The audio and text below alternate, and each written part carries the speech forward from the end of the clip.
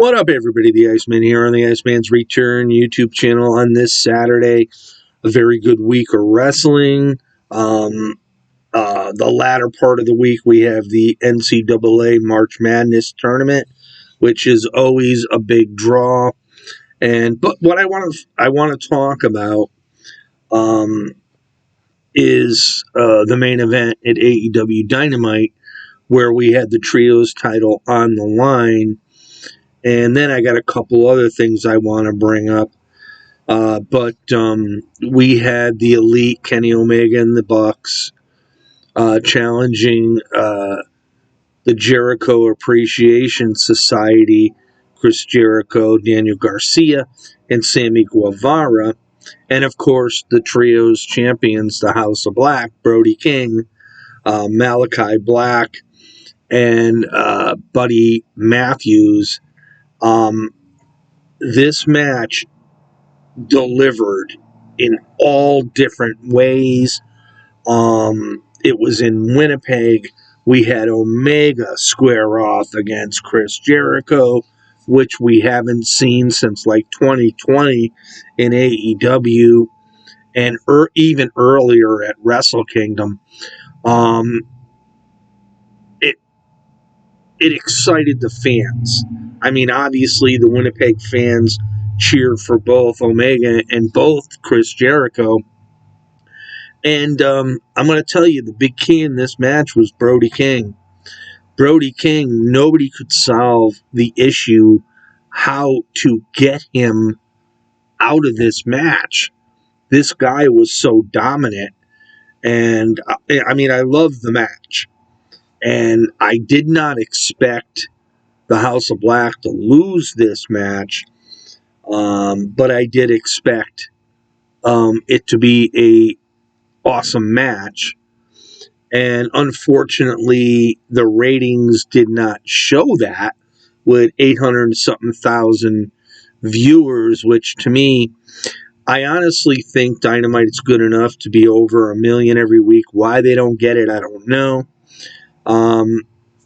So they're trying to change things up, but in any event, at the end of that match, there was a brawl backstage with the Dark Order and the Blackpool Combat Club, and that sort of escalated out towards the ring, and Hangman got into the ring after the match was all said and done, and the Combat Club was going to attack Hangman, but behind Hangman was Kenny and the Bucks, so the Blackpool Combat Club retreated, and then Hangman slowly turned around, and they went off air, but if you watch the clips on YouTube after the fact,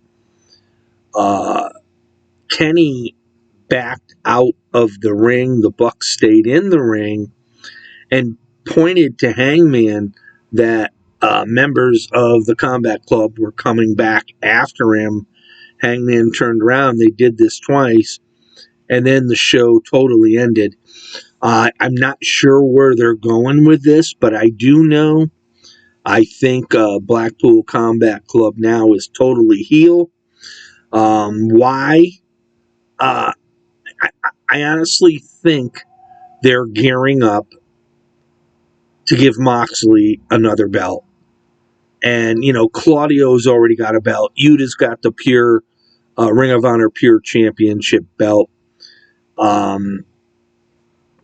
So, I'm really not sure what to expect, but I do, I get disappointed for the fact that Hangman puts himself in with the Dark Order, and they never can get the better of their opponents.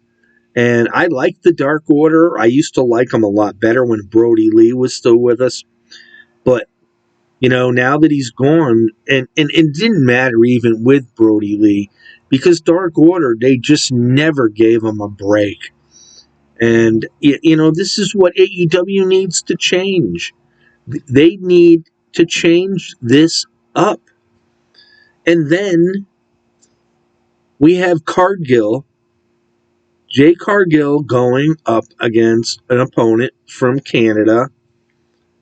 She beat this girl very quickly, and out comes Taya Valkyrie, whom at the time of this airing was still part of Impact's tag champion. So Tony Khan could have waited a week because Taya coming out made it just, who cared?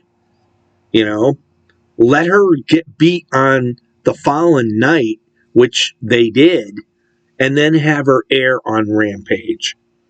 But, Tony Khan is much like the old Vince McMahon. If I can put the screws to you, I'm going to do it. Let's face it. So, AEW needs to figure this out. They have run through most of their big guys and have put them in as world champion. And now you got Jungle Jack Perry, you got Darby Allin's return, and Sammy Guevara all vying to have a title shot with MJF. And to be quite honest with you, with a pay-per-view, none of these three opponents in MJF would be a big draw. They have to build them up bigger. And that's the problem with AEW. Look at the Guns. The Guns are fun to listen to now. They're good on the mic. They weren't even on Dynamite on Wednesday night. And to me, it was like, are you serious? So then you throw them on in a segment on a Rampage show, which is taped, and it was after an NCAA tournament game. And it's like, who cares? Because that whole Rampage show really had no stars. But yet, on Dynamite, and I love the Acclaimed, they got a segment almost every week. And so Tony Khan's got to figure this out. And then with the Outcasts, Soho, Tony Storm, and Saraya, give me a break. And then Saraya going to the crowd, calling them a bunch of twats. I'm serious. Get real.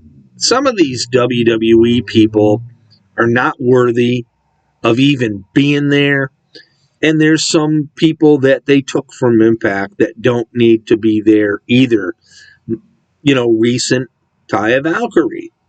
I just don't think she's that big of a name. But who am I? You know what I'm saying? I just like to report my thoughts and my opinions. But going back to the Combat Club, Moxley, you need to put people over. I remember when CM Punk came into the company and he said, I'm here for the locker room to help people out. His first match was with Darby Allin and he beat him. And he only had losses to MJF and Moxley. He didn't put no young talent over, to be quite honest with you. And Moxley's the same way. And I'm getting sick and tired of seeing him win all the time. I'm getting sick and tired of seeing this man bleed all the time.